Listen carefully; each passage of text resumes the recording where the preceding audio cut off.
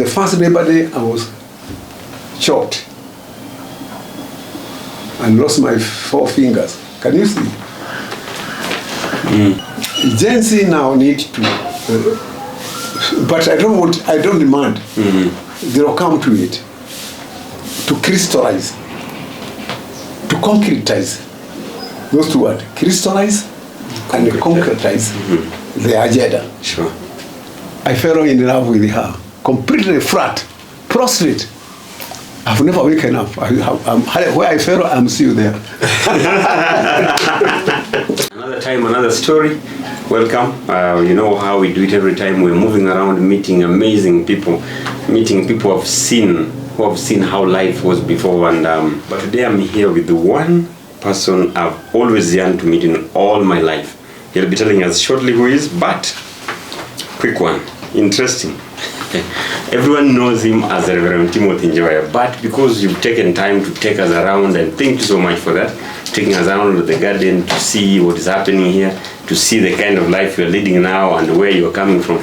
But before Reverend Njoya, who was this little boy somewhere in Nyeri? Were you already preaching or talking to people the way you were doing it later in life? Explain to us who was this 5-year, 10-year-old boy? All the childishness you have seen here, and my childishness, and the madness, comes from acting in contradistinction, not contra. You know the word contradistinction, indifference than what is given, going beyond the given into a new something, giving birth to a new from the old. That's why from childhood I was born in as I said, in Nyeri Mkurueni, where Waji was the minister. Reverend Waji was the minister. And he was the one who confirmed me. So when you have such kind of minister who was very outgoing, who had gone across the continent, and who had experience in the World War II, when he is teaching you in the classroom and he's telling you what he did, what he went through, then you want to see beyond yourself. You want to see beyond your culture. You want to see beyond your church. And that's why, by seeing beyond, the church could defrock me. That's why by seeing beyond, Moi could beat me and Kenyatta could cut me. But Moi ended shifting and going to where I was going. And my church ended reinstating me and going to where I was. The direction you already championed. The direction I was. If I didn't pave that way, where would they have gone? So I'm happy. I paved the way for my institution to transform, and I paved the way even for myself to travel to the future. And I'm still traveling to the future. Let me ask you, even before, I know you're still traveling to the future, do you have any fond memories as a child at the age of 5, 10, some of the things that you think, even before you became the person you are, some of those naughty moments you ever think as a kid and you say, wow, how did that happen? My fond memories were during the First World War. Okay. One of the women who lost their husbands in Tanzania, when they went to fight the Germans, what they called a carrier corps, was called Mwaneki. Mwaneki was a cousin of my grandfather. He died in that war, and the British didn't bring his body. They let the carcasses be eaten by lions. But the same British came and built the war memorial at Dagorea. You see at Gado. You see where the cemetery is, the British cemetery. They buried the British soldiers ceremoniously, honorably, and they honored them, and they paid. And you can look in the Google, it will tell you, they paid their wives, those who had married, reparation and all that for having lost their husbands, having lost their sons. They paid compensation to the British families. Goku was given nothing. She knew this. She was not even shown her husband, where the body is. So Goku, I ran from Goku, something called injustice, discrimination, because she died complaining about what the British did to the British soldiers who died, but not to her husband. That's one of the greatest memories, that there was white racism that I learned. There was discrimination because you are dying for British. Instead of being rewarded, only the British are being rewarded posthumously. But now she is not given any reparation or anything for her husband losing. So these are my childhood memories. Okay. And you know, all the children, Goku's house was next to my grandmother's, where when my mother died in age 50, we went to stay with our grandmother. So it's as if I had two grandmothers, Shosho, Morari, and Goku, the other woman. Okay. She used to corrida. What is corrida na Kikuyu? Na Kitongo? I think you know it is when you put bananas in a box and you cover them with the leaves to ripen. Oh, okay. Yes. So they used to ripen the bananas She used to inside a kind of a container. Oh, Yeah. in Luo we say in a pot. Yeah. She used to ripen banana, not to sell, but the children of the Itora, of the neighborhood, of the clan, to come and eat. So I used to look for every excuse to go to see whether the bananas are ripe and greet her. Okay. So someone And said, she would give me stories about the past. great. So Goku was my greatest model of endurance and of survival. Not only I give, the way I give myself, bananas. She used to cook food for children because she was a hard-working woman. She would cultivate her garden and do what, not for sale, but for raising up the neighboring and for giving to us. So I loved self-giving. Okay. Like Goku. Goku was not put down by her grievance about how she was mistreated and how Africans were mistreated by the colonial injustices. I see. So even before we continue, someone told me, I know the conversation is going to be a serious one, a very hot one, because you are a very serious champion for human rights. We've seen your photos as a young boy in school, even the days as a young activist fighting for people's freedom. A very young, handsome, good-looking young man. How are you? Someone actually was asking, how are you dealing with girls in school? Where did you see those pictures? We saw some photos online, I think when you were in university. Yes. And someone was saying, go ask Reverend Njoya, whenever he used to meet girls while he was in high school at Kagumu, was he preaching to them about justice? Or see, let me tell you, and he knows. I got saved in 1956 when I was 15 years. We could not sit on the side, one side even in the church with the women.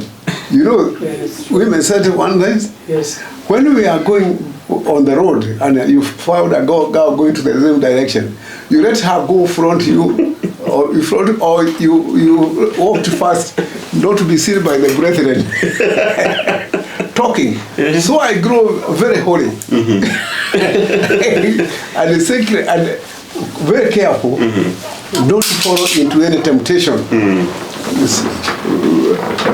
Not because I hated or I didn't want to mix with the girls, but because I thought they were sacred, too sacred to play with. So as I grew up, and now I grew mature. After 15, I started feeling the way men feel. I ceased to feel very good that I'm feeling that way, and I'm guarded by my discipline. Yeah. You get me? Other boys I would hear, they make the girls pregnant because of lack of this. I enjoyed my own self discipline because I am normal, as he said, natural. Not unnatural. I didn't deny my nature, but nature with a culture. You nurture you bring discipline, culture. So I grew with that nature. So one day, girls used to fall in love with me, wanting me to love them, but according to the revival etiquette, you could not, they had to send brethren to ask me, or me, if I loved any, to send the brethren. So one day, I went to prison as I was a student at the Muru, the theological student, I think my second year. When I went to preach in prison, women prison, there was a girl from Alliance High School who was doing a social work. She was sent by, she was NCCK, Jumuiya Police, at the national, at the NCCK, at the Muru and the theological college, adjacent like that. Those who are doing research from high schools were staying in the NCCK. And therefore, we went in the same bus. She was doing research about women in prison, and for me, I was going to preach to women in prison. And it happened that one day, it was my day to preach.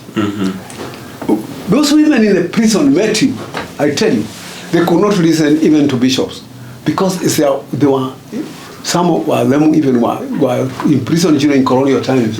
They were white. One woman was white. He had killed her boyfriend for taking poisoned her boyfriend for taking her best friend. Her boyfriend for being taken out by a woman.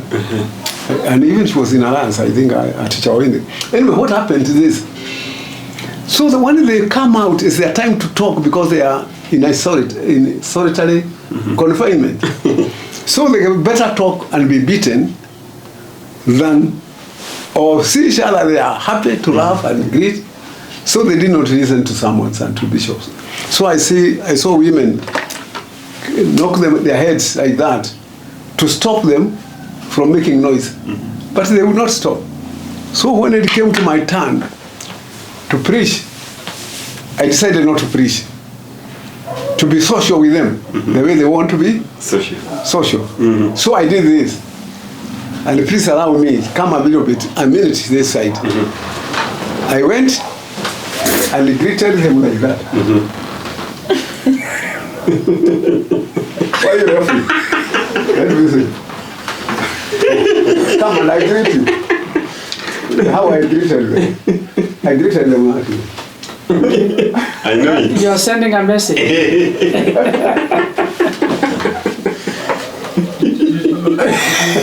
So I greeted all of them, hundreds. It took more than that a minute, because I am communicating love to them. Not sexual love, but God's love. That they are human like me. Yeah, we are equal. And I've never seen quietness like that. Wondering, what is this man about? We have not touched a man, some of us, for 6 or 20 years. Now we are touched by Amma, because the guards were also their women, other women. And they were surrounded, some with the guns, not them for them to escape. So when I finished, now they started looking at me, laughing what I'm going to tell them. I didn't even know what to tell them. I asked them, who has a song to sing? All hands up. They sang, to Okoth. I didn't know they know that song. Others were not knowing it, but they sang and finished. Then I was started. I didn't know what to say next. Then I asked, who has a verse of the Bible? They all put their hands up. I knew they may have a microphone, but them, they are in the field, they are sitting down. Now, who has a verse? They all put their hands up. I pointed at one. She sang. She said, for God so loved the world that he gave his only begotten son. She finished. And all the hands were back. I told you, they said a lot of verses. They knew the Bible. Then that ended. What do you do? I was almost going to collapse, because I don't know what else to do. And they are all expectant. with their mouth open, waiting for something. Everyone is ready to say something. Yeah. I asked them, who has a testimony? Want to be saved? All their hands up again. I pointed one. I'm here because I killed somebody for taking away my girlfriend. For a man for going. I killed somebody for duting. They started confessing. They stopped because they had not admitted that in the court during trial. They were convicted. Now they started confessing what they had done. And the lawyers and the women guards wanted to stop them again, to say what they are saying, because they knew why issue was there.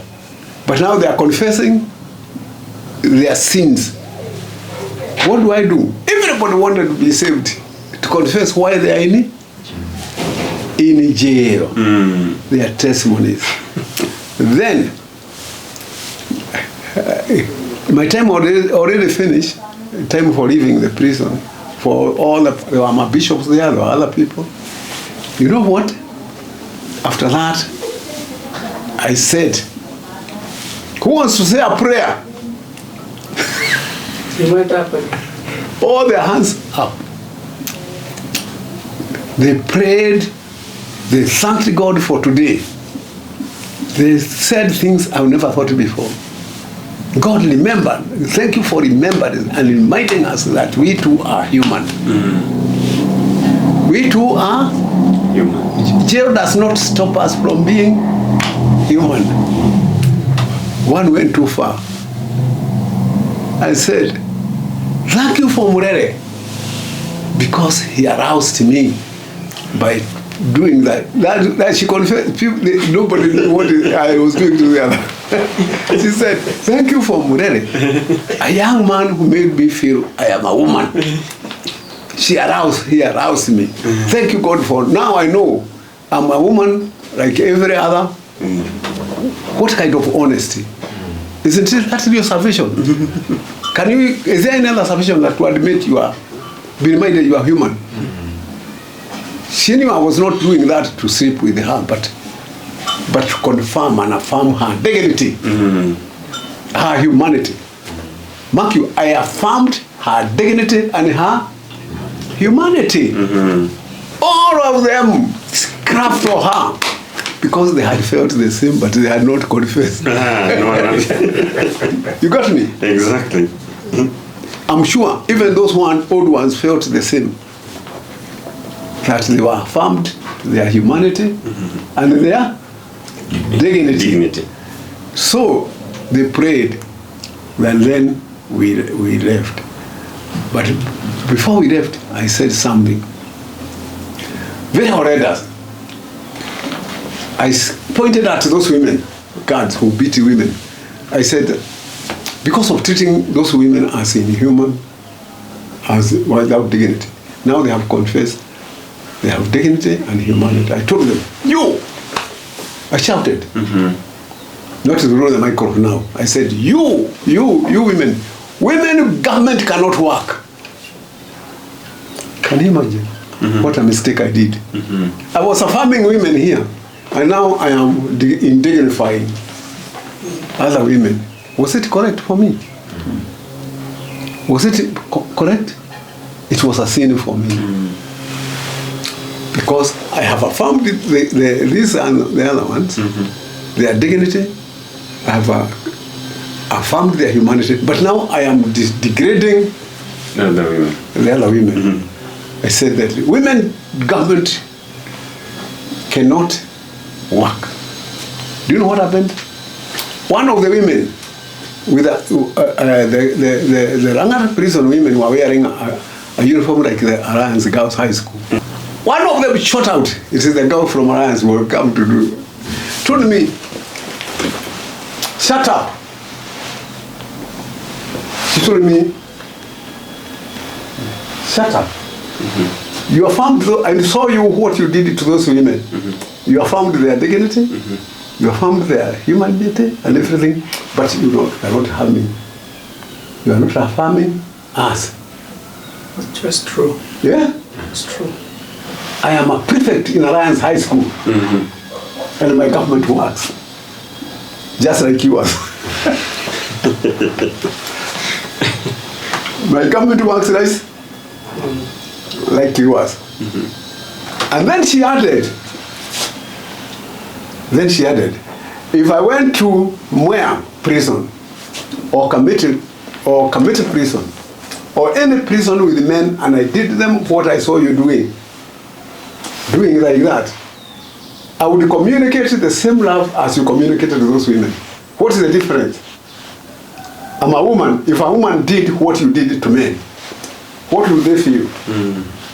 That's what she asked me. And then women clap for her and dance and happy. And they appreciate it. And they also agree that if we went, they greeted women. They didn't know what I had done, but this woman had noticed. Okay. She told them, if I did what you are doing to those women, I would have communicated the same love from God. She didn't say hers. I would have communicated the same God's love as you communicated to those women. There would be no difference. I fell in love with her, completely flat, prostrate. I've never waken up. Where I fell, I'm still there. And the rest is history, as they say. So, where I fell, in prison, I'm still there. Okay. Now, as we went on at that home, she was left with me, others went to bed. Talking. Forgetting we are in love or anything. So the following, when in the convention, during the next day in the convention, she was reading a song. Mwanake mwega, onake, onekaga mudharavaine.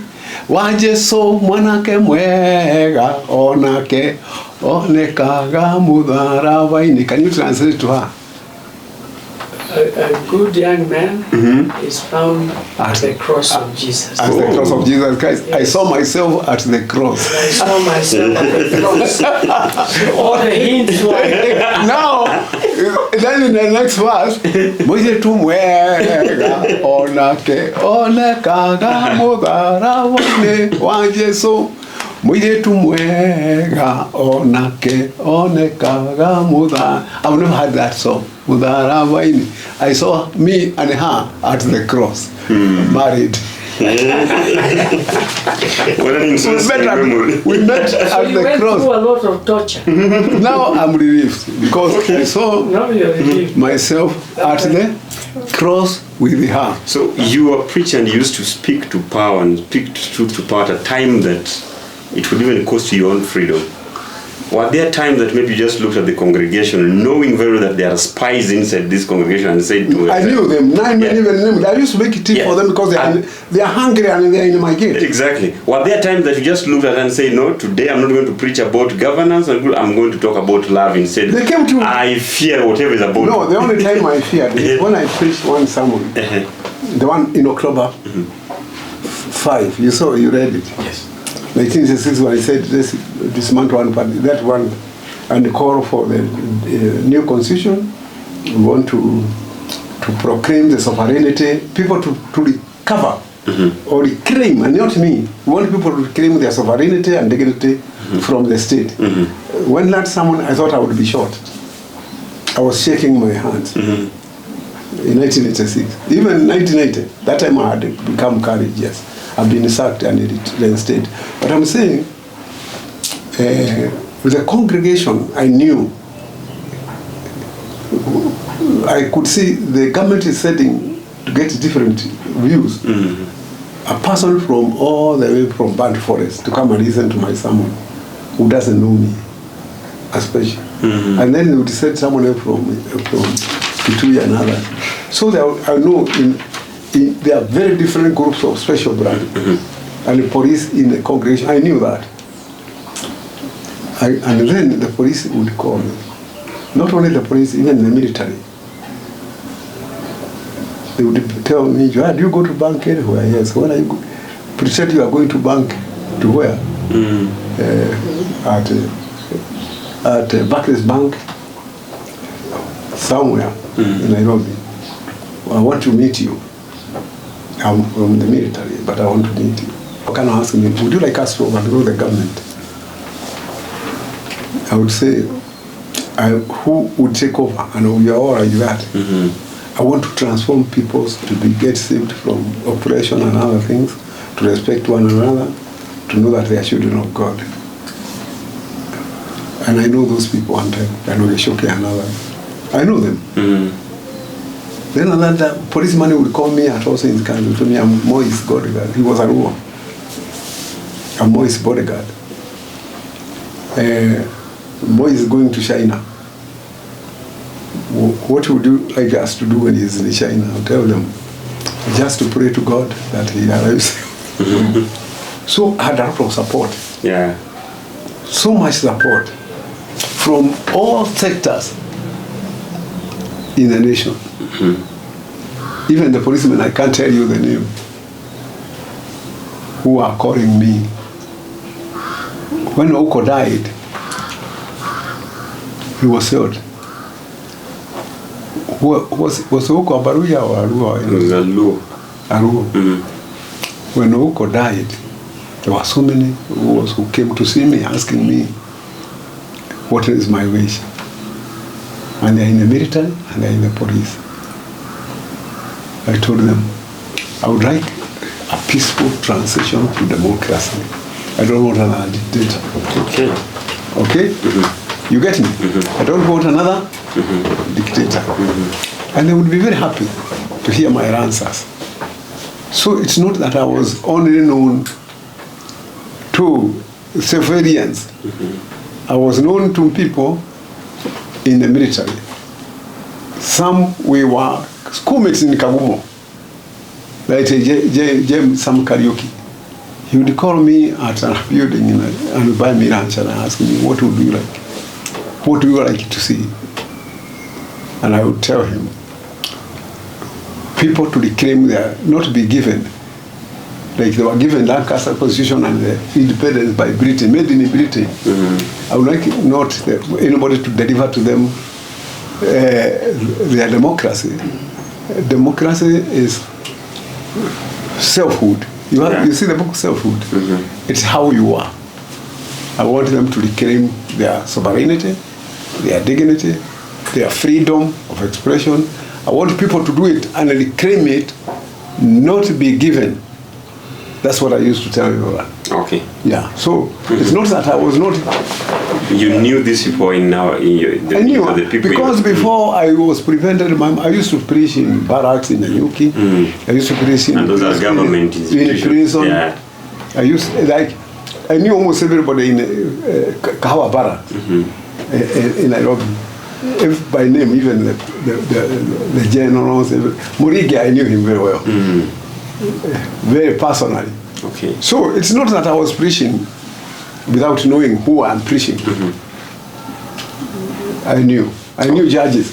Madan, Justice Madan. When I was defrocked, you saw it in the papers. I refused with the house. You remember, I refused to surrender my house and my car. I refused. I said, Madan is the one who told me not to surrender them. Shakideva gave the order. Justice, who was the chief magistrate? The justice, the judge in Nairobi. In High Court was Shakideva, Justice Shakideva. Mwita was that time with PCA lawyer. He applied for me to surrender my house and my vehicle, Povo, to the church when I refused to surrender. You know what happened? When the newspaper, it's in the hand, I didn't know why we didn't see those papers. When the headline saying that Njoya refuses to surrender, it's one of these books. That picture is in one of these books. When I refused to surrender the things, what happened is that Madan called me to Mutual Building. Called Mutual? Mutual Building at Kimathi Street. Okay. There was a cafeteria for where justice and others used to meet. He told me, Njoya, don't surrender those things. There is no court they can win. You didn't abuse the Bible. What you preached, you quoted. Let us reason together. That is Isaiah chapter 1. Mm-hmm. You quoted, you asked people to listen, to come, let us reason together. Why don't they listen? Yeah. He told me. He quoted the verses I quoted. He knew them very well. He told me, I think I'm mostly Madam. He told me, what you do, Njoya, let them take you to court. Refuse to obey the order. Now that's Madam. Moi, I don't know how Moi discovered that Madam has instructed me not to surrender. Mm-hmm. I didn't surrender the house because I was helped by the Chief Justice, Madam. So I'm saying, I knew I had national support from the highest reasonable quarters. Mm-hmm. So he bought me ranch, and can I say what he said? He took a, I don't know why he had a book. He said, mm-hmm. Bible is not your penis, that you committed adultery with it. So that's what he said. Yeah, he told me the Bible is not a penis. That there's a command, thou shalt not commit adultery.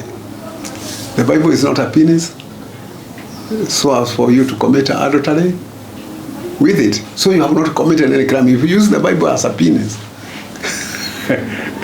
and you commit adultery with somebody's woman, yes, then it would be an offense. An offense. Now there is no offense. You cannot. As long as you can show to the court, you preached where you preached and what you said is from that text. That's what he told me. So, you know, there's this side of view that most people don't know, but I think very few people know about it. A very humorous person and all this. But now the real story that everyone knows, you know, the person who stood up to fight at a time, who stood up to fight and speak and, defend people. Most of us just hear these stories. From when we came in the room, you showed us the newspapers, we see the books. I want to just maybe in the next few minutes to take us back to some of those moments that we've just had, so that the young people watching can actually look and say, wow, this is how these things were. When sometimes we hear about what happened to you, the kind of atrocity you went through, the attacks and everything, can you just take us to one of those moments, just one day that you woke up and you're just going about your daily activities and then something happened? That's one of the experiences. Unpredictably. Yes. I was never attacked, even killed without some hunch, some revelation that I'm paying a price. Okay. I am there, I'm just carrying, I didn't do like Jesus, who told his disciples, or Peter, the Son of Man shall be betrayed and be crucified, on the third day he rose again. But I had that kind of theology.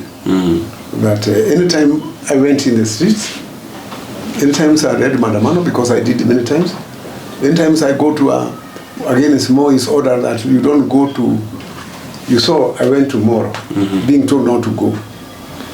And I was arrested and taken to Bodeni police station. I was locked up for 4 days. I was taken to court, and then I had about 40 lawyers, Akina Kamau Kuria, Kiraito, and how many others, Akina, who was from anywhere, Kina Kajuang.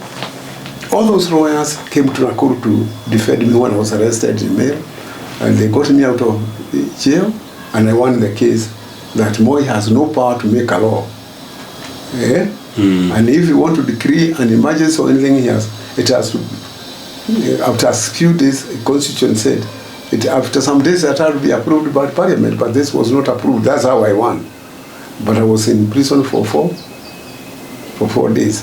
But anyway, that was the 6th time. I was arrested 6 times. But I was never arrested stupidly without knowing I'm carrying my cross. Have you ever seen me without this cross since I was 22?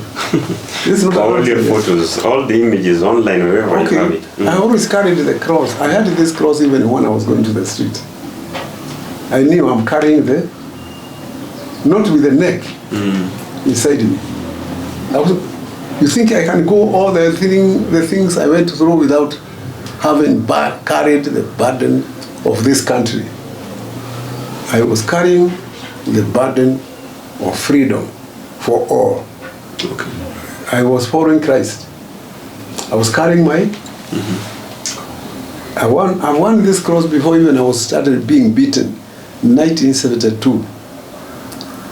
And in anticipation that I will go and be an advocate for justice and human and freedom.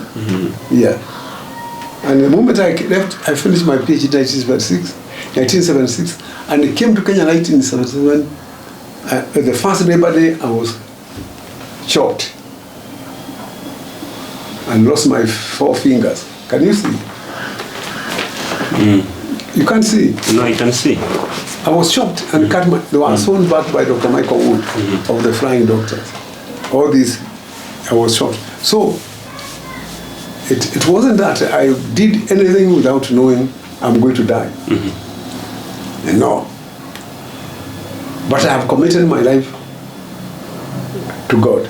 But Dr. Njoya, I'm just now getting worried about this because an ordinary person would just say, you know what, I've done enough. Especially when you're doing all these things, you're going through all this, and then there are a lot of betrayals, which from what I've read and I've seen around, there are people you are working with who chose to run away. There are people who would only appear when it was nice for them to appear. What kept you going?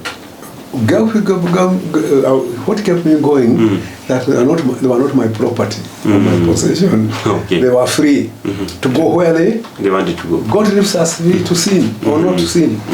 Do you know that? Do you sin? God said don't sin, but you sin. He lets you to sin or not to. For me, I was not having captives. If you ask me, Akina were with me at one point, but then they went into politics, didn't they? Yeah. Akina Nyamnyong were with me, but then they left me and went into... Akina Muite and Kina Kiraito went into politics and they left me. He was my lawyer, especially. Okay? But I persisted until I gained them the pluralism they were enjoying. Because they went to politics when there was pluralism, isn't it? It wasn't there. It was because when I was with them, I gained that space, that ground, isn't it? True. But we gained the constitution, so I persisted. Because that space of multiparty couldn't work without a new constitution. And you saw my book, I have read a lot of law. Yeah. And constitutional law. And I had the books here. Mariam carried one on constitutional law, and he has not read it. He came here with his daughter, and he has not yet brought. I don't have the book here, but I could show you his picture. His picture when he was here. So people here who have come here can tell you how grateful they are that they left me and I did not leave them. Did the father of the prodigal son leave the son? Yes, the son went back. He went back. So even them come back to me. And don't even as you talk about these people, I realized that most of them saw the platform and said, you know what, it is now time to join politics. Why you are like a president. But I was fighting for that space, but I couldn't go and occupy it. Yeah, you are never interested in. So I needed them to go and occupy those spaces. Okay. Yeah. Okay. Yeah. And 2024, June 25th, something happened in Kenya. And the young people rose up and were saying, you know, it is time to take over. When you looked at these young people on the screens and reading the newspapers, did you feel like, I know this movie, I've seen it before somewhere in the 80s and the 90s. Were you proud of the moment, or how did you feel about it? I was happy that we created that space. We opened the forum. Sure. They were utilizing, they had a right to show where they stand. So one day at the NCCK executive, Kamau, General Secretary, came in and told us, recently, I've called the State House, Moi, and he has agreed that we go and see him to tell him what we feel about the Gen Zs. I said... Was that Moi's time? Recently, didn't you see going and see Ruto? I have called Ruto and you remember when we went to the State House? It was very highly publicized, even in the media, in Twitter. I was really condemned for having been given a bahasha, an envelope. You remember? I was bribed. They said I have been given money. But anyway, that's the cross I have to carry. So when Kamau told us that we are going, I made an appointment with, you know, if I say Moi, I mean Moi the second or the third. That's a nice way to fix that statement. Yes. Ruto is Moi the third. The Moi the second was Kewaki. But Ruto was Moi 2.0. Moi, the advanced version of Moi. Oh yes. Ruto. So when he said, I said, no, I cannot go there. For me, I refuse to go to the State House during Kenyatta's time or Kevaki's time because people are being bribed. People said they were being given money. I'm not going there. Hey, people saying, you know, I'm the patron of the NCCK. A very, very privileged position. It's the highest possession. So they said, we must go. Joy, we cannot go without you. I said, I'm not going to go. No, we are going. They all demanded, we cannot go. I didn't say yes. So the bus came. And they held me and we went to the bus. I agreed to go to the bus. Very reluctantly. When we went to the State House, you know what? You have seen the pictures. When we went to the State House, what happened? I saw Moi saw us. He was waiting. That's Moi the third. He came Ruto. He came directly to me, not to the other. Oh, you have come. Where did you get this hat you are wearing? He knew I was given by Raila. Because one thing Raila used to, was a regular person here. He came, when they were writing the manifesto for ODM, which used to come for me to check whether it's consistent with the multiparty and democracy. She was bringing the document. And again, she was very familiar here. And I was, so what happened, so when it came to that, that we are going to go to the State House, and she said, where did you get this hat? I said, I was given, even before I said, I know you are given by Raila. You know, the hat, I don't know that. And you know you are given by, I said, yes, I was given by Raila. He knew why. He didn't even have weight. He said, why have you come? He didn't ask talk to the General Secretary or to the Chairman of the NCK. We were still standing like this. I told him, I pointed at his eye. I told him, Ruto, you know you have died. You know you are dead. When you killed and you co-opted parliament, you are not a president anymore, you are dead, because there's no executive, there's no parliament, there's no what you call the state. The state consists of parliament, executive, and judiciary. Once you co-opted parliament, the state died. You know, so you died also.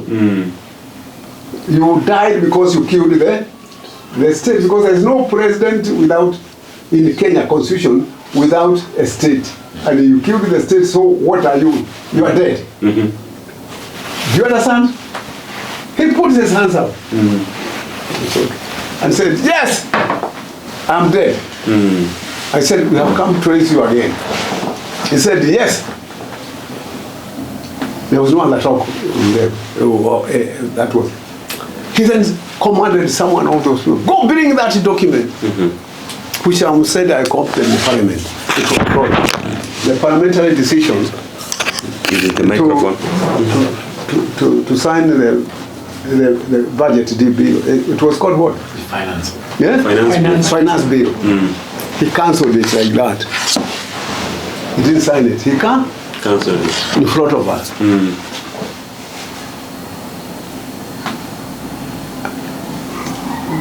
That's what happened. He said, I'm rising again, I'm going to... There's nothing like that. We are going to have back the government in the state. That's all NCSK did. Okay. Well, only Cordia, Bishop Cordia, when we were told, then sit down, we were shown not to sit down. Why did you come? They all agreed what I said is what they came from. Then Cordia said, but we want you to go, if you have repented, if you have risen again, we want you to go to the funerals of the Gen Zs to console their mothers. You know Bishop Cordia went to the writers preaching. He said, we want you to, Mr. Now he said President. Now you are President because there is a state. We want you, President Ruto, to console the mothers and the parents of the, she said mothers, of the Gen Zs. That was the second thing was said, and no other. So he said, bring lunch. I didn't eat because others were going to serve lunch and go. We were left with the Ruto talking. You know, pleasantries. Not serious in the things. So when I wanted to, then the bus came and we went back to the Mulu. Okay. You get me? Yeah. So I missed lunch. Yes. Okay. Let me ask you, on the same issue of Genesis, because they are watching, what is one advice you'd like to give them? Because, you know, even most of us who rose up last year, today, we are all inspired by what you people did. You already know, and everybody knows in Kenya. Yeah. For me, I had an agenda. Agenda is one. I had an agenda. Agenda is multiparty constitution. Okay. Okay? We don't know the agenda of the Gen Z is good. I did not say let's do away with the Lancaster constitution and let's do with the I didn't say like let's do away with the budget, let's do away with the Lancaster constitution, let's do away with the autocracy one party. I said what we want. Okay. You see the difference? Yes. I said what we don't want. Point out a problem and present a solution. They are pointing the problem, but they have not come. I don't blame them. It requires a lot of study, a lot of writing, a lot of sitting down for them to have a panel to come up with an agenda. My agenda had been for more than 80. All the 80 years I was in Princeton. You saw those books? Yeah. How many books? Hundreds of political science. So I had studied political systems to come up with what is the solution for Kenya.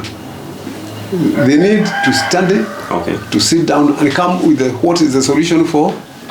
I cannot tell them other than to say they demand justice, which is already guaranteed in the Constitution. Rights, which are already guaranteed, and what they are fighting for. They want implementation of the Constitution because it's not fully implemented. I agree with that. Other than achieve what is already God given to them, they are not fighting for. I'm not saying they are not fighting for. They may be, but I would like to hear and read their manifesto. All right. Like I had a manifesto. What is it? New Constitution, pluralism. New Constitution, and pluralism. So we must have like a specific thing we are fighting for. Which I don't see at the moment. Because we already have a new Constitution. And how do we make it work? Okay. That's what they are fighting for. So I agree with them. But even that they should say openly in a statement, we want our Constitution to work. To work. A to work, B to work, C to work. That kind of inspiration. But I think they will come to that. I'm not saying they will not come to that. That's why they are heading. Reverend, We are also talking at a time that I hear you quoting a lot about Bible and referring to a lot about the scriptures. But the generation PSIZ where we are right now, people are beginning even to doubt and question religious leaders. You know, unlike your times where we could actually point out and say, you see, this person was doing this. How do we then come into the? How do we bring the two? Fight for freedom and faith. Can these two things? There's no difference between freedom and faith. Mm-hmm. Faith is a freedom of being yourself. Okay. God made you in His own likeness. In His free and sovereign. Mm-hmm. God is sovereign. Mm-hmm. Freedom is realization of those qualities you are made by God with. Mm-hmm. Yes. Mm-hmm. So it's not as if freedom is an item you are earning. Mm-hmm. It's who you are. Freedom and dignity. All these are one thing, and sovereignty. Mm-hmm. God is sovereign. He made us in His likeness. So what you asked, for me, I was fighting. Let me repeat. I don't know. Did you hear it when I said I went to prison? I affirmed the dignity and the humanity of the women. Mm-hmm. Dignity and humanity of the women. Mm-hmm. Freedom of the women. Entitlement to express themselves. What did I do when I went? Do you have any prayer? Do you have freedom? Do you have any? So there's a part you praise them for what they were doing. Then later on, you found yourself actually condemning someone. Then now you came to a realization that I have to do something right? I'm saying, what did I do in prison? Mm-hmm. Did I give the women total freedom? Right. Yeah. Mm-hmm. What do you want? What do you want to read the Bible? Do you want to a song? Do you have a song? Yeah. Do you want to say your testimony?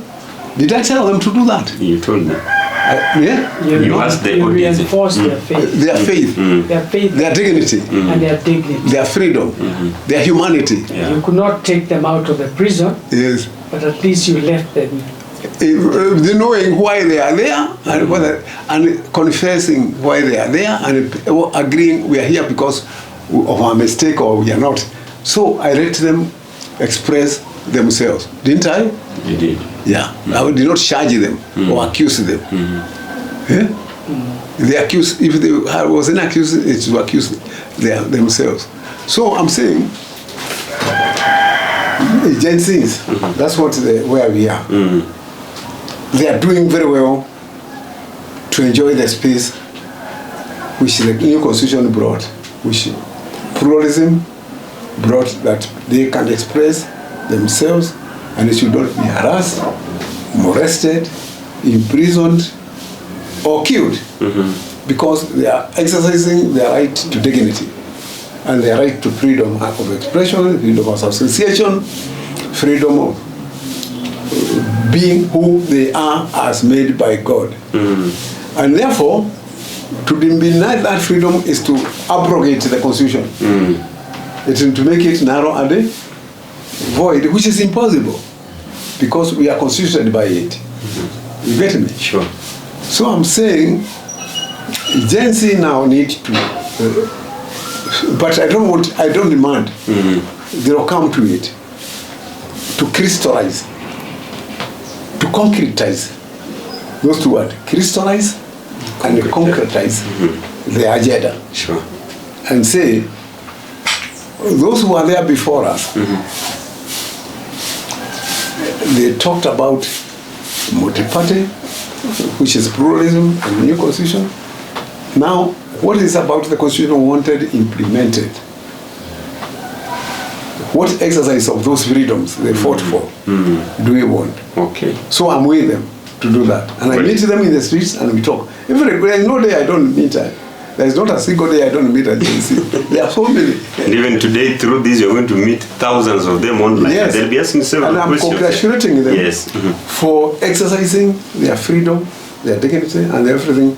But what can I tell them? I cannot dictate to them how to express themselves. But I can advise them as an elder. As a senior person, I can say them, I'm 84, so I can now is 84, they're my grandchildren. I can counsel them and tell them, please continue with what you are doing, it will crystallize. It will crystallize. It will crystallize. And when it crystallizes, you will be able to state it sanctity and clearly. Yes. So, shikilia tu hapo. You just mentioned you are 84. That's not the next figure I wanted to come to. At 84, looking back at life and the kind of things you've gone through, I still see you smiling, laughing, happy about life and everything. You know, it was just any other ordinary person would say, this is what I went through. It is now time to revenge. It is time, maybe if I get an opportunity, it is time to loot and to do everything. What is the secret visionary for you to live the way you are living? I'm visionary. He understood it when I said that. I like creative expression, creative imagination. I'm visionary. My wife would divorce me if I started regurgitating what I did in history if I have no vision of the future. Every day of my life until I die, I will have a vision of how things can improve, can be better, and how life can be better, because we are having new people being born, and things are aging and decaying, but they need resurrection. You understand? Yeah, sure. We need visionary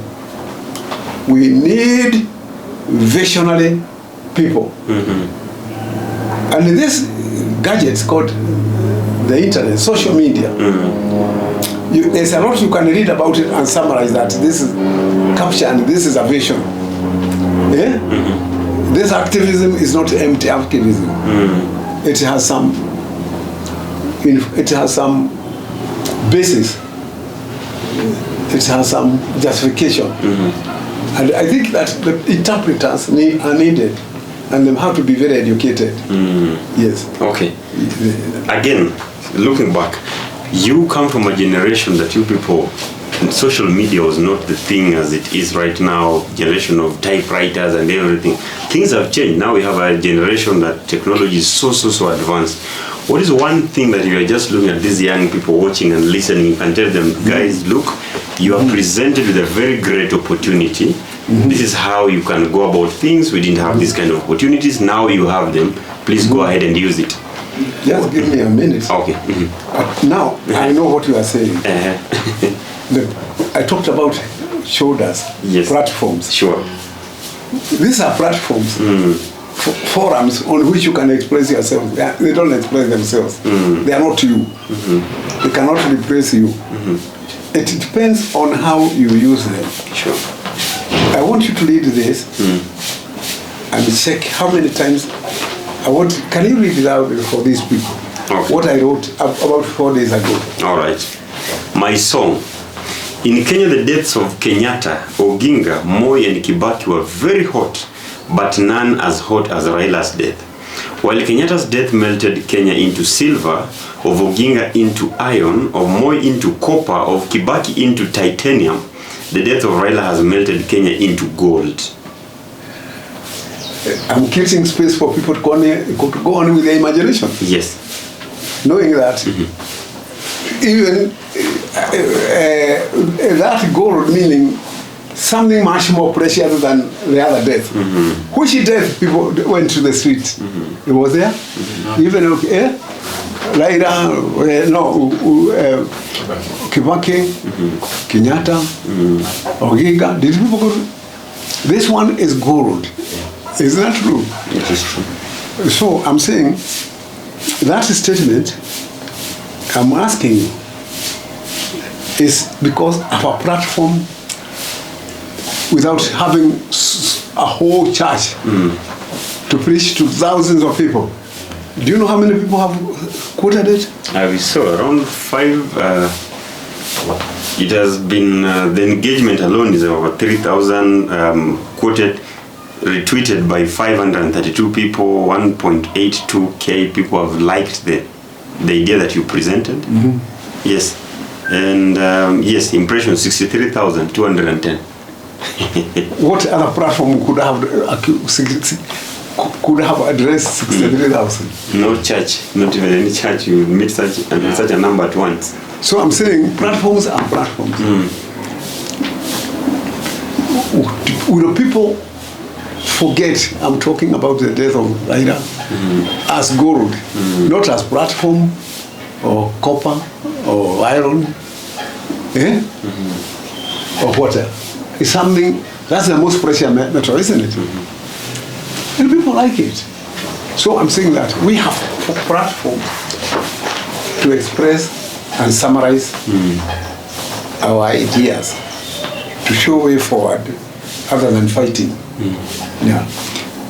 Doctor, there's a generation that so many young people are crying about and saying the older ones don't want to leave power. They don't want to leave us to take charge. Who wants to leave power? I've read from the newspaper some of the headlines during those days.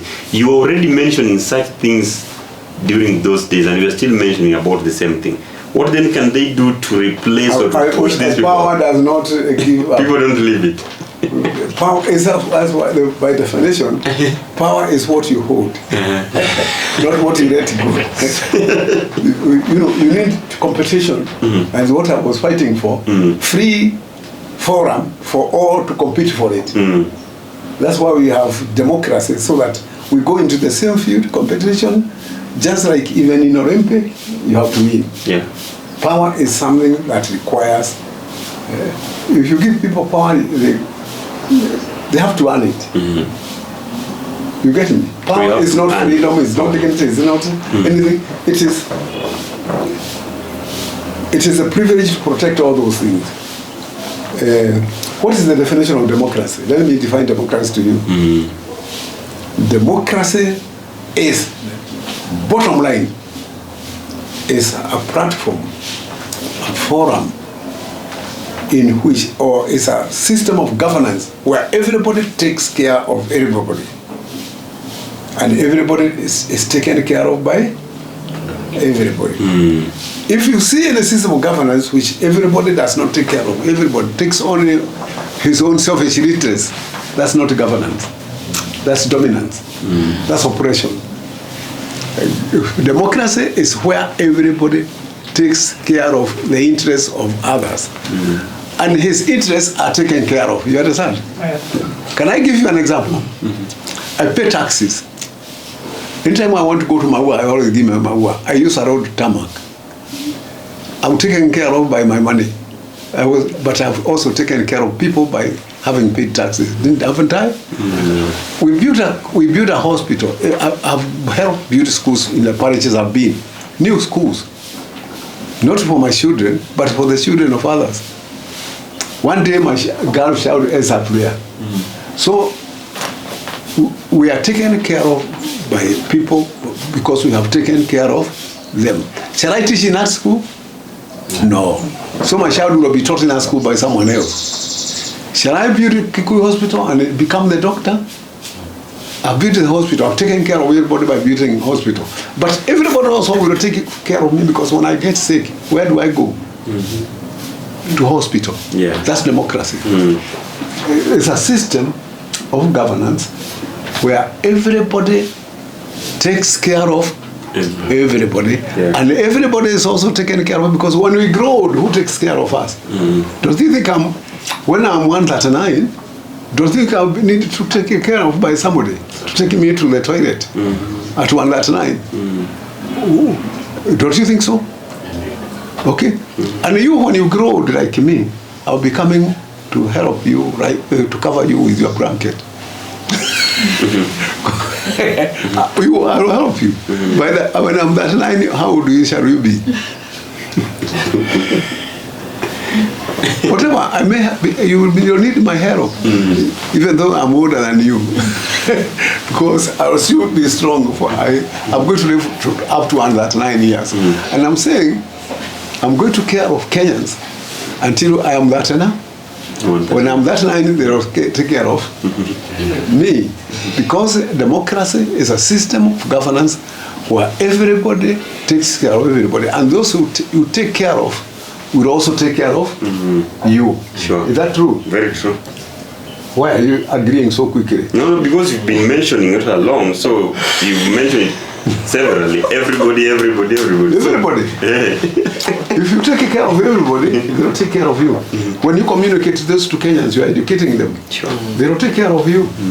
Won't they? Yeah, you are keeping them in a position they are going to take care of themselves and take care of, not themselves, care of you. You are taking care of others so that they may take care of you, not taking care of yourself, because when you take care of yourself, that's against the Bible. That's selfishness, isn't it? Sure. You are taking care of your own interests.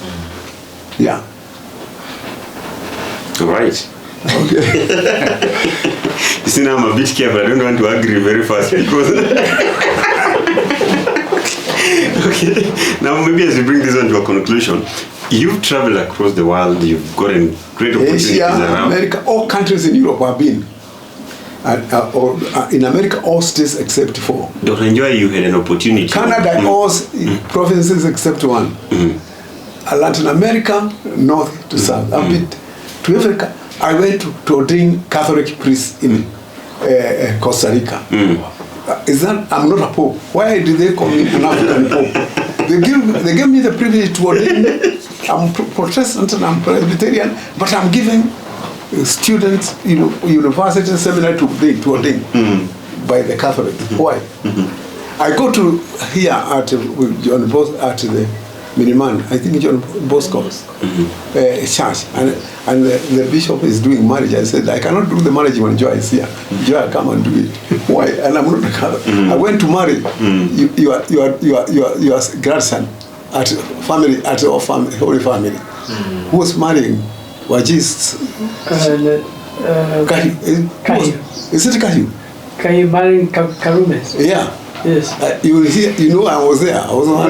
I was one who preached. Yes. You remember? Yeah. And I was not coming to preach. I was told by the bishop Diggy to do the preaching. Why? And I'm not a Catholic. When Chris Maside died, what was he Maside? Who was from? Who died at an road accident in? What was his name? From Bugoma. When he died, not Masinde. Okay. When he died, I went to the Holy Family Basilica and was told to do it again. I went to Luya, and I was told to do the same. Why?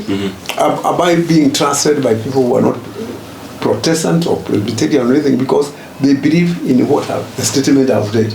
Democracy is where everybody takes them. Everybody. So they want to be inclusive. Yeah. That's the bottom line is you become inclusive of women, men, all tribes. Yeah. So actually the question, all tribes means everybody, isn't it? Yeah. So the question actually that I was bringing is after traveling all that while and you had all these great opportunities, you still chose to come back. Today, most young Kenyans are thinking of leaving the country. Maybe they're watching and listening to what is so good about this country that kept on bringing you back. They are denied opportunities, green pastures, and they are looking for them elsewhere. Yeah. Yes. But then, do you have maybe any? I cannot condemn them. And can you maybe advise people to stay back, or it's okay? No, I wouldn't advise them to get I wouldn't advise or condemn them, because when I go there, I fight them, and Koigi died abroad, didn't he? Yes. Not Koigi. What? Died abroad. He has called me twice to not him. We called in 2 conferences. One in to preach, one in New Jersey, and the other one in Vancouver.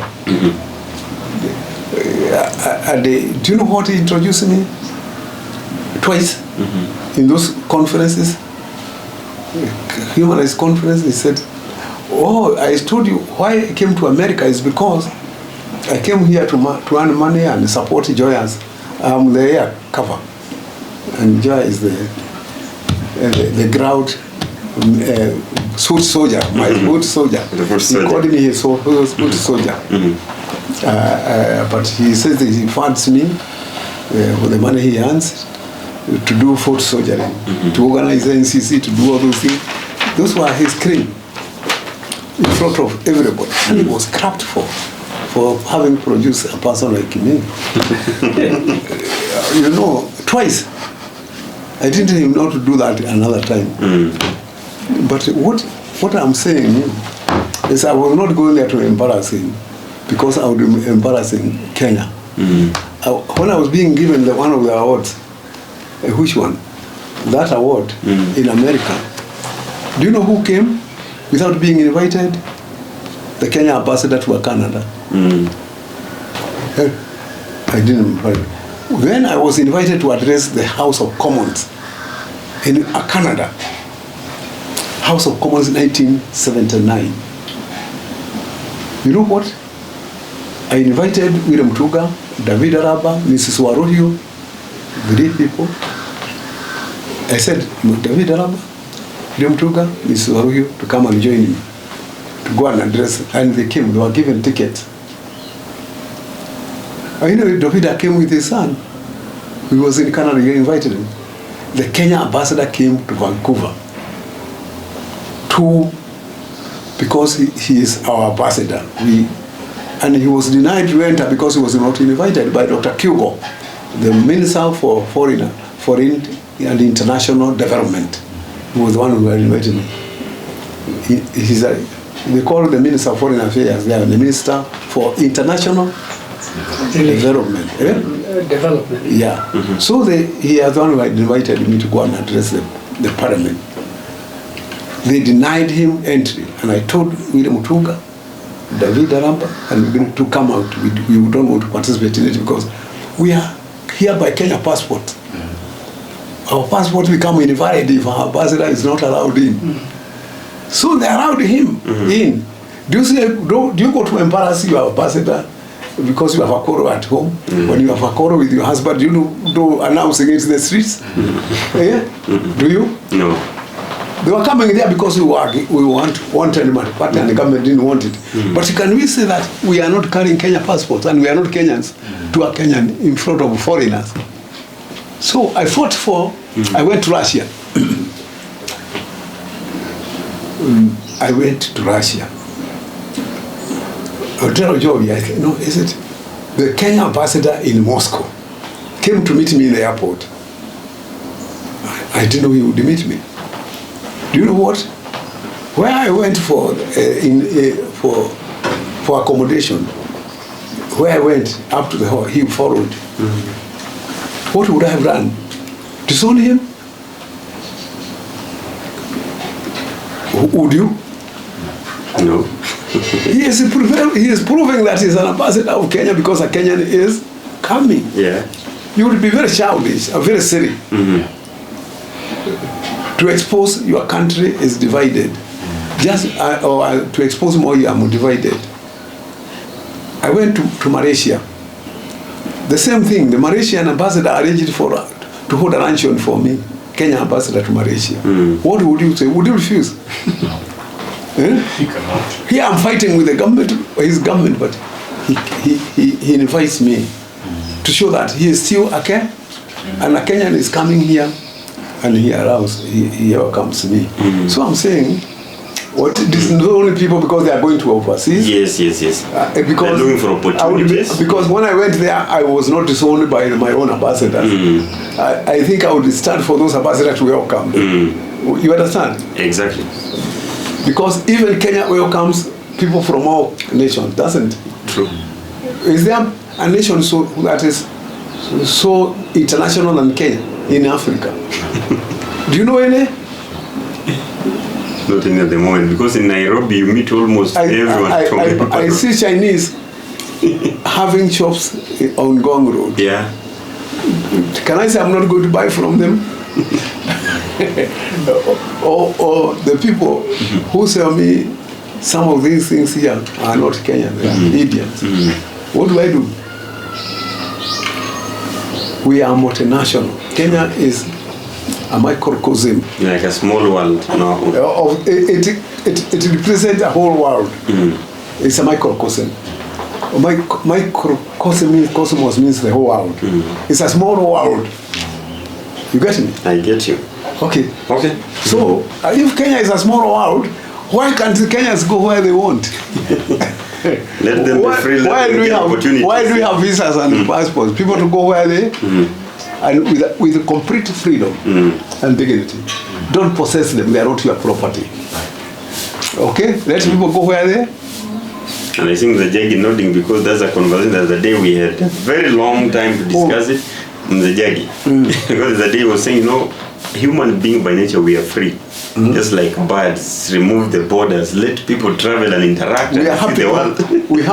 We are happy to have a home in Kenya where we can welcome everybody. Yeah.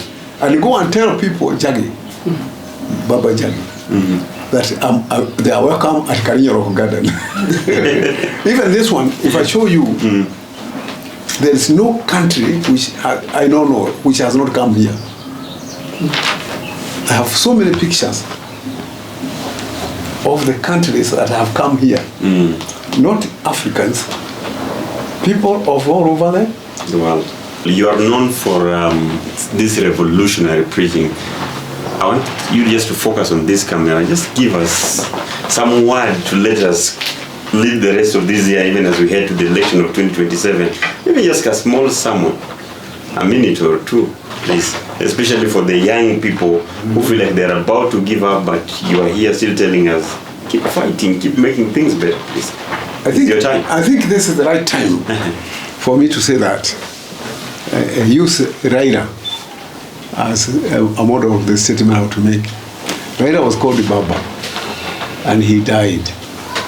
But our Father who art in heaven, hallowed be thy name, thy kingdom come.